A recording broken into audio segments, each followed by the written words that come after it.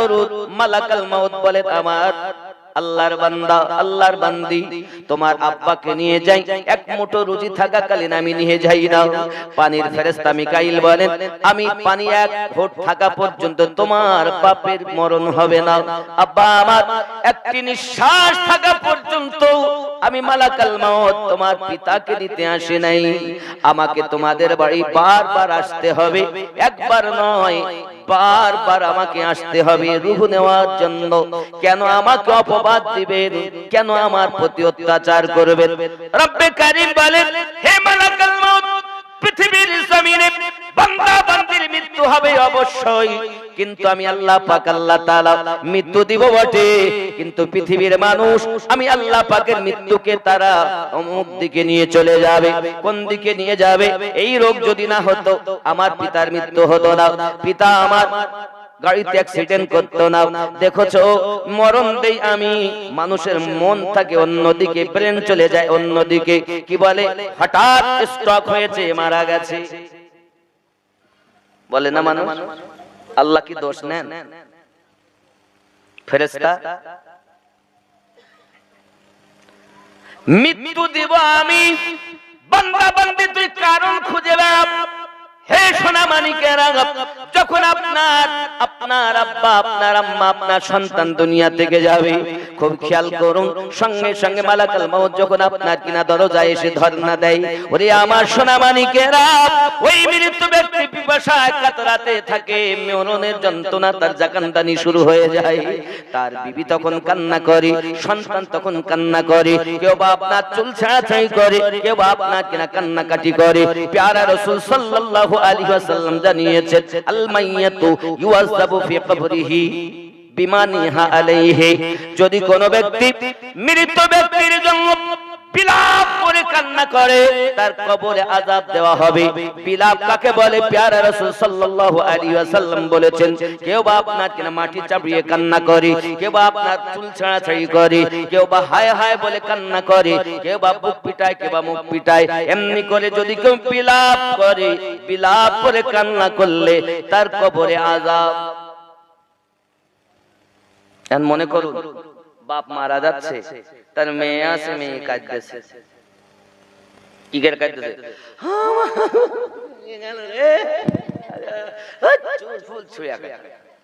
এর নাম বিলাপ। মায়েরা ভালো করে শোনেন, এটা আপনাদের অভ্যাস। আচ্ছা, আপনার পিতাকে দুনিয়ায় পাঠিয়েছিলেন কে? আপনার পিতাকে এতদিন বাঁচিয়ে রেখেছেন কে? মৃত্যু দিয়েছেন কে? তিনি যখন দিয়েছেন তো আপনি একটু মায়া হয়েছে বলে কাঁদতেছেন? আপনি জানেন না যিনি নিয়েছেন আপনার থেকে কোটি কোটি গুণ বেশি আপনার বাপকে ভালোবাসে? তবে আপনি কেন কাঁদতেছেন? 40 বছর বাপ মেয়ে হয়েছেন তাই,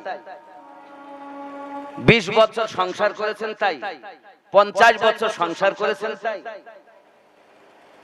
কাঁদুন, কান্না নিষেধ নাই, তবে কাঁদবেন কখন?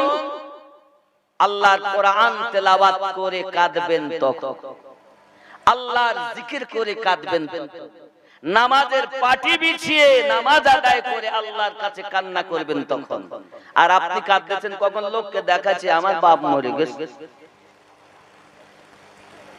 আপনি যদি কাঁদেন, রাসূলুল্লাহ বলেন, আল মাইয়াতু ইউযাবু ফি কবরিহি বিমা নিহা আলাইহি। মৃত ব্যক্তিকে কবরে আযাব দেওয়া হবে যদি কেউ বিলাপ করে। বিলাপের অর্থই হলো এটাই, বুক চাপড়ানো, মাথা চাপড়ানো, মাটি চাপড়ানো। কেউ বা অনেক জায়গায় আমি দেখেছি, এখন তো সব ঘর পাকা হয়ে গেছে, আগে তো পাকা কম ছিল, তেমনি ওরে বেটা বেটা কান্নার ভাব। তবে গীত গাহে, আবার শায়রি গাহে, বাপের জন্য মায়ের জন্য গায় না? গায় না?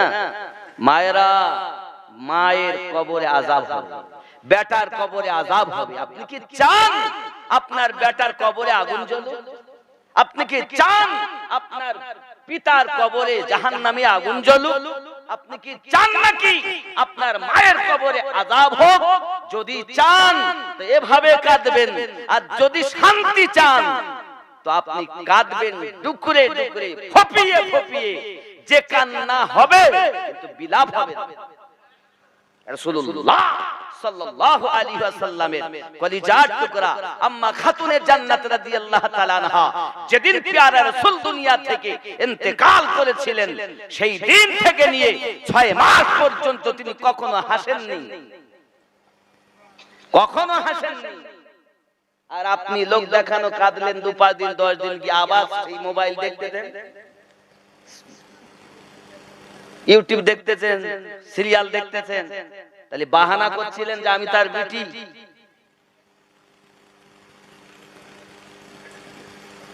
বাহানা করে কাঁদতেছিলেন।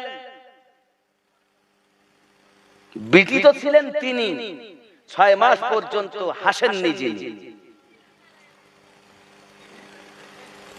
তাহলে বেটির জন্য বাপের কবরে আযাব হবে, মায়ের জন্য সন্তানের কবরে আযাব হবে, বোনের জন্য ভাইয়ের কবরে আযাব হবে। বেটা কাঁদে এমনি করে যদি তাও আযাব হবে, বিটি কাঁদে যদি তাও আযাব হবে। তাহলে বিলাপ করা আজ থেকে মাথায় রাখবেন। মায়েদের মন এত নরম, যদি কেউ কাঁদে না তো ওর কিছু হয়। ও বেড়াতে গেছে, মনে করেন এই মরারই আপনাদের কি গ্রাম এটা, ভাদেশ্বর। এই ভাদেশ্বরে বেড়াতে এসেছে, তো একজনের মা মারা গেছে, তো সাথেও এসেছে, যা হয় এসে দেখতে ও কাঁদতেছে, তো ইয়েও বোন তুমি কাঁদো কেন? তোমার কেউ হয়, তোমার কিছু হয় না?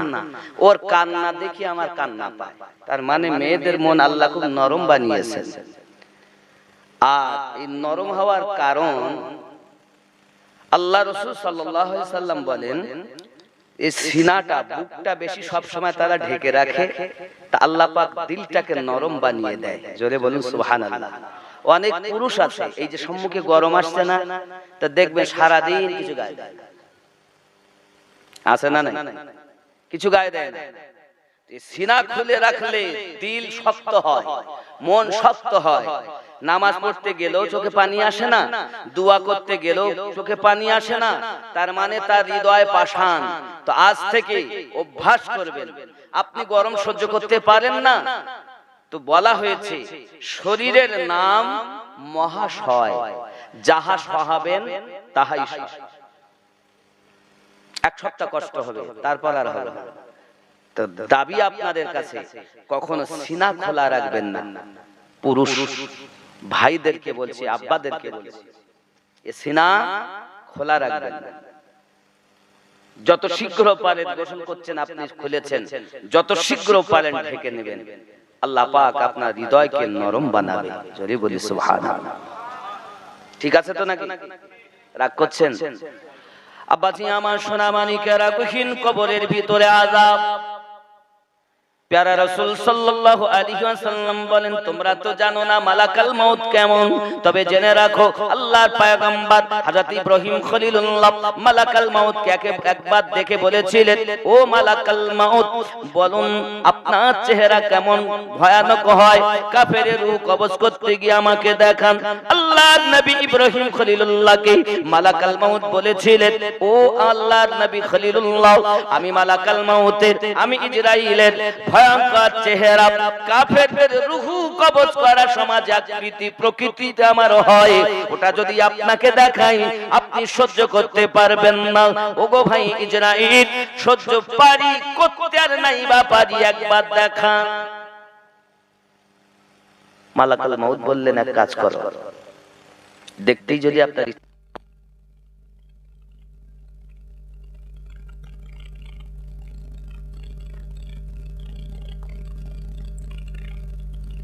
ইব্রাহিম খলিলুল্লাহ মুক্তি ফিরিয়ে নিয়েছেন, সঙ্গে সঙ্গে চাইয়া দেখতেছেন মাথার চুলগুলো উস্কো খুস্কো, চোখগুলো আপনার কিনা আগুনের ফুলকি বার হচ্ছে, নাখুনগুলো লম্বা লম্বা, এত দারওয়ানি সুরাত আল্লাহর নবী ইব্রাহিম খলিলুল্লাহ বেহুশ হয়ে মাটিতে পড়ে গিয়েছেন। অনেকক্ষণ পরে আল্লাহর নবী ইব্রাহিম খলিলুল্লাহ যখন হুঁশ ফিরে গেছে, তিনি বলতেছেন, ভাই মালাকাল মাউত, একজন মৃত ব্যক্তির জন্য আপনার দারওয়ানি সূরাত, আপনার ভয়ানক সূরাত, এটাই হলো যথেষ্ট। মরণের কষ্ট তো আলাদা, কিন্তু এই ভয়ানক সূরাত দেখলে তাদের হয়ে যাবে। এই সোনামানিকেরা, আল্লাহর হাবিব হাদিস শরীফে জানিয়েছেন, পৃথিবীর সরজমিনে মানুষের যখন মৃত্যু আপনার কাছাকাছি হয়, জাকানটানি শুরু হয়ে যায়, এ জওয়ান যুবকেরা, মালাকাল মাউতের কাছে আল্লাহ পাক আল্লাহ তাআলা একটি আপনার জান্নাতের কাছে আপনার একটি সিংহাসন রাখা, তার পাশে একটি গাছ, যে গাছের নাম হলো তুবা গাছ। এই তুবা গাছের পাতা আছে, প্রত্যেক ব্যক্তির নাম সেখানে লিপিবদ্ধ আছে। আব্বা আমার পাতা হলো দুই রঙে বিভক্ত, একটি হলো জর্দা রং আর একটি হলো আপনার হলুদ রং। হলুদ রঙের পাতা মুমিনদের, আর জর্দা রঙের পাতাটা হলো আপনার কিনা কামিনদের। আল্লাহ পাকে কেমন আপনার হুকুম বাবা, ইন্তেকাল করার 40 দিন আগে ওই পাতাগুলো ঝরে মালাকাল মাউতের সম্মুখে পড়ে যায়। আল্লাহর ফেরেশতা মালাকাল মাউত বলেন, আমি পৃথিবীটাকে এমন করে দেখি যেমন হাতের তালুটা দেখি, 7 আসমান জমিন আমি মালাকাল মাউতের কাছে অন্ডকোষের মতো। অন্ডকোষ যেটা দুই ঠ্যাঙের মাঝখানে থাকে, এত ভয়ানক সে মালাকাল। আপনি চাইলে আমি এখনই দেখাতে পারি, লিপিবদ্ধ আছে, রাসূলুল্লাহ সাল্লাল্লাহু আলাইহি ওয়াসাল্লাম বলেছেন, কিতাবের মধ্যে ডাউনলোড করা। আব্বাজি আমার সোনামানিকেরা, খুব ভালো করে বুঝুন, পৃথিবীর সরজমিনে মালাকাল মাউত হলো এমন, যার ভয়ানক সূরাত, দারওয়ানি সূরাত। আব্বা আমার, যদি আপনার আমার মরণের ভয় থাকে, এখনই তওবা করুন। সিনেমা দেখাও, সিরিয়াল দেখাও, আব্বা আমার ইউটিউব চালিয়ে রাত অতিবাহিত করে দেওয়া, দিন কাটিয়ে দেওয়া অভ্যাসটাকে পরিত্যাগ করে তওবা করে আল্লাহ ওয়ালা হয়ে যান, আল্লাহর ওলিয়া বান্দি হয়ে যান, আল্লাহর প্রেমিকা হয়ে যান। এহ জগতে লাভ হবে, পর জগতেও লাভ হবে। জোরে বলি সুবহানাল্লাহ। আব্বাজি আমার সোনা মানিক, আপনার পৃথিবীর সরজমিনে আপনি আমি গুনাহ করলে তো আপনার আলাদা আপনার শাস্তি হবে। শুধু পৃথিবীর জমিনে মানুষ যদি নামাজ আদায় করে না জামাতের সহিত, জামাতে যদি সে ত্রুটি করে, প্যারা রাসূল সাল্লাল্লাহু আলাইহি ওয়াসাল্লাম জানিয়েছেন, জামাত তারাকারী ব্যক্তির জন্য নবী আমার জানিয়ে দিয়েছেন, কত সুন্দর করে জানিয়েছেন, মান তাহাওয়ানা বিসসালাতি মাআল জামাআতি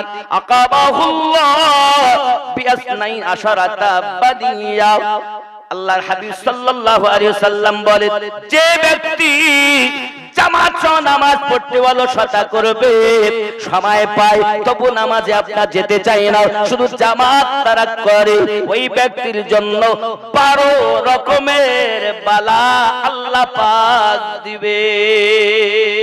আল্লাহ আল্লাহ, প্যারা রাসূল জানিয়েছেন, সালাসুন ফিদ দুনিয়া ওয়া সালাসুন ইনদাল মাউত ওয়া সালাসুন ফিল কবর ওয়া সালাসুন ইয়াউমাল কিয়ামা।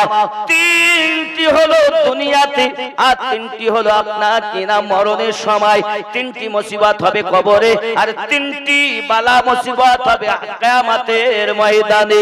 আল্লাহর হাবিব হাদিস শরীফে জানিয়েছেন, খুব সুন্দর করে বললেন, আম্মা সালাসুল লাতি ফিদ দুনিয়া ফা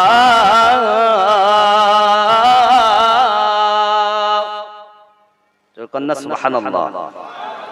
প্যারা রাসূল সাল্লাল্লাহু আলাইহি ওয়াসাল্লাম জানিয়েছেন, ফিদ দুনিয়া ফাল আরদ। রাসূলুল্লাহ জানান দুনিয়ায় বালা মুসিবত হলো এটা কি, সেটি রাসূলুল্লাহ জানিয়েছেন, ফিদ দুনিয়া ফাল আওলা রাফা আল্লাহুল বারাকা ফির রিজকিহি। তার দুনিয়ার বুকে রুজিতে বরকত উঠিয়ে নেওয়া হবে। ইনকাম করবে হাজার হাজার, রুজিতে বরকত থাকবে না। আল্লাহর বান্দা, রুজিতে বরকত হয় না কেন? জামাতে নামাজ পড়ো না কেন? শুধু বলতে হুজুর এত ইনকাম করলাম, হুজুর একটা তাবিজ দেন, তাবিজ দিলি, ইট ঝুলবে, ঝুলাবে ইট, দু চারটি করে ইট গলা ঝুলিলে ঘুরে বেড়াবে। নামাজের বেলায় নাই বরকত। আমার নবী পাকের কথা সত্য না মিথ্যা? রাসূলুল্লাহ সাল্লাল্লাহু আলাইহি ওয়াসাল্লাম বলেছেন, জামাত ত্যাগকারীর জন্য রিজিকে বরকত উঠিয়ে নেবে। আল্লাহর হাবিব জানিয়েছেন, আস-সানিয়া, তৃতীয় নাম্বার, ইয়াযহাবু মিনহু নূর সালিহিন, তার চেহারা থেকে সলিহিনদের নূর চলে যাবে। যে ব্যক্তি জামাতে নামাজ পড়ে না, ওই ব্যক্তির চেহারা যতই পরিষ্কার দেখতে হোক না কেন, বাদর বাদর ভাব হবে। কি হবে? কি হবে? বাদর বাদর ভাব। কারণ তার মধ্যে রাসূলুল্লাহ বলেন, চেহারার নূরকে নেওয়া হবে। কিসের নূর? সালেহীন, আল্লাহর নেককার ব্যক্তিদের যে নূরের একটা ঝলক থাকে। মানুষ হবে কালো, কিন্তু এই মানুষটি নামাজি, ওই ব্যক্তিটার চেহারায় একটা নূরের জ্যোতি পাওয়া যায়। জোরে বলুন সুবহানাল্লাহ। আর আমাদের হালাত হয়ে গেল এমন, হাইয়া আলাস সালাহ, বিছানায় শুয়ে বলি, ইমাম মসজিদ তোরাই মসজিদ চালাও, চালাবি না ভোরবেলা। বাবা আমার বেলা উঠে গেল, 7টা বেজে গেল, হঠাৎ উঠেছে, বলে কলগেট কই বেরাস করু। এখানে ছেলে বলেনি। এখন ইবলিস শয়তান যখন আযান হয়, আব্বা আমার তার মনের চিন্তা হাত পা টিপতে আরম্ভ করে। ইবলিস শয়তান, বাবা শয়তান 3 ভাগে বিভক্ত। এক হলো ইবলিস শয়তান, এক হলো নাফস শয়তান, আর 3 নাম্বার হলো মানব শয়তান। এই ইবলিস শয়তান রমজান মাসে বন্ধ থাকবে, কিন্তু 2 শ্রেণীর শয়তান জারি থাকবে। এক হলো নাফস শয়তান, আর এক হলো আপনার মানব শয়তান। যুবক আমার সোনা মানিকেরা, আপনি যখন নামাজে চলে যাবেন, নামাজে যাবেন আপনার জন্য আল্লাহর বরকত রহমত। আর যদি আপনি নামাজে না যান, ইবলিস দেখবেন ফজরের সময় ঘুমটা আজান হয়ে যাওয়ার পর তো এক মনে করেন কানে আওয়াজ এসে, আধ ঘন্টা পর জামাত, ওর জাওয়ান থাকা। এইবার কি করলো, ও ব্যাটা একটু ঘুরিয়ে শুয়েছে। আর যেই শুয়েছে না, ইবলিস তো এই সুযোগটা চাচ্ছিলাম, তুই একটুখানি ঘুরিয়ে বলাই উঠতেছি, তারপর আমার খেলা দেয়। এইবার ও তো সেবা যত্ন শুরু করে দিয়েছে, আপনি তো দেখতে পাচ্ছেন না, উঠতেছি উঠতেছি।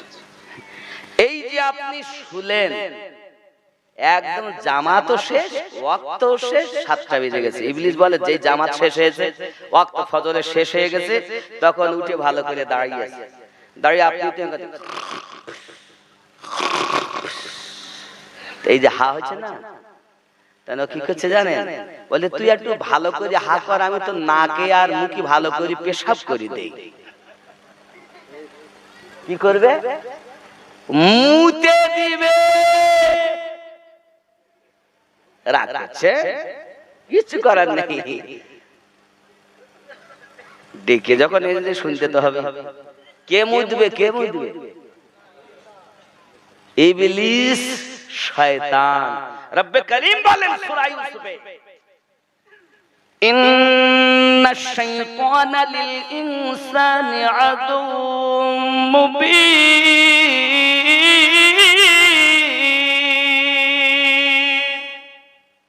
নিশ্চয় মানুষের প্রকাশ্য শত্রু হলো শয়তান ইবলিস। সে উপরেও শয়তানি, ভিতরেও শয়তানি। ইবলিস শয়তান বলে, আল্লাহ আমাকে এত ক্ষমতা দিয়েছে, মানুষ যখন হাই তোলে, হাই হা করে না, হা আমরা করি না, অনেক সময় করি না, এই হা করার সময় ইবলিস বলছে, আমি 70 বার ঢুকতে পারি, 70 বার বার হতে পারি। আল্লাহ পাক বলছেন, ইবলিস তুই আমার বান্দা বান্দিকে 70 বার ঢুকে বার হয়ে ধোঁকা দিবি, আমার নেক বান্দা বান্দিকে আমি আল্লাহ 72 বার maaf করে দেব।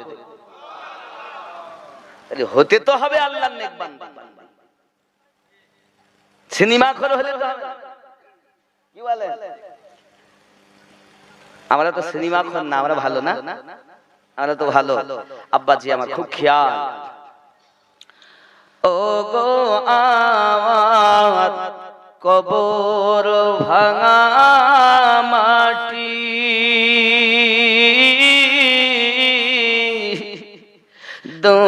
দুনিয়ার সব মায়ার পিছনে তোমাকে জেনেছি খাঁটি। চলে যাবেন না, চলে গেলে আমাকে নিয়ে যান, আমি অনেক দূরের লোক। এমনটা তোলেন কেন? যে টাইমে থাকতে ভালো লাগে না? এত টাকা দিয়ে জালসা দিয়েছেন, এত রাত খরচা করে আছেন, তার অল্পক্ষণ দাঁড়ান, ব্যস্ত হবে, বলবো না ছড়িয়ে দেব। সুবহানাল্লাহ। উনি মনে হয় পেশাব করতে যাচ্ছেন, আর নইলে হয়তো একটু নেশা টেশা লাগছে নাকি, তাহলে একটু যান, টান টান মেরি, তারপর আবার এসে বসে। দরুদ আল্লাহুম্মা সাল্লি আলা সাইয়্যিদিনা মাওলানা মুহাম্মদ ওয়া আলা আলি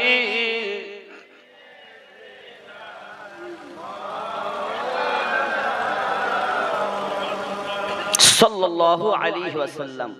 ও গো আমার কবর ভাঙা মাটি,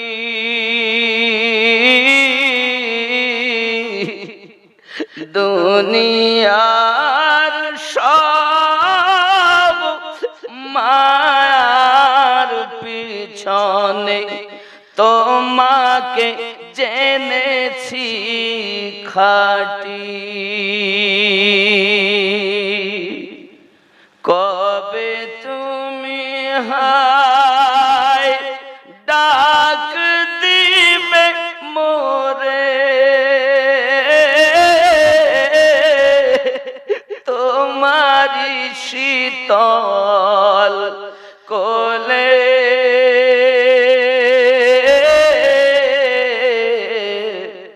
তোমারি বুকে শুয়ে পড়িব বিশ্বের মায়া ভুলে।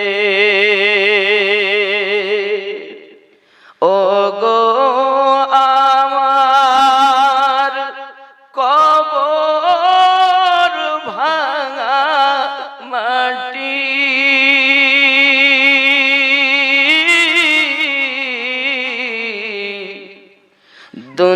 দুনিয়ার সব মায়ার পিছনে তোমাকে জেনেছি খাঁটি।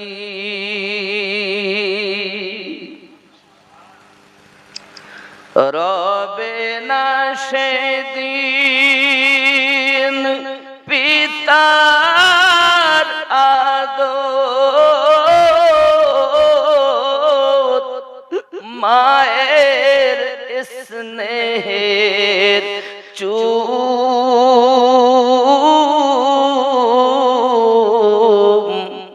তোমারি বুকে শুয়ে পড়িব ওগো নিরালানি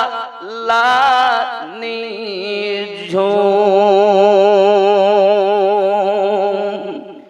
পেতে দিবে তুমি ধুলির আসর, ওগো জানাবে আদো ওর কত,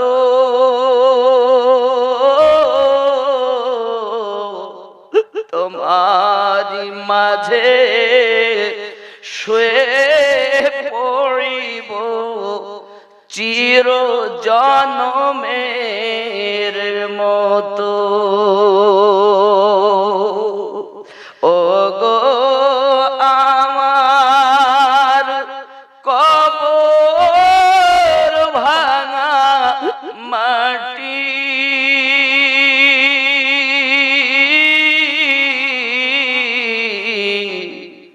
দুনিয়ার সব মায়ার পিছনে তোমাকে জেনেছি খাটি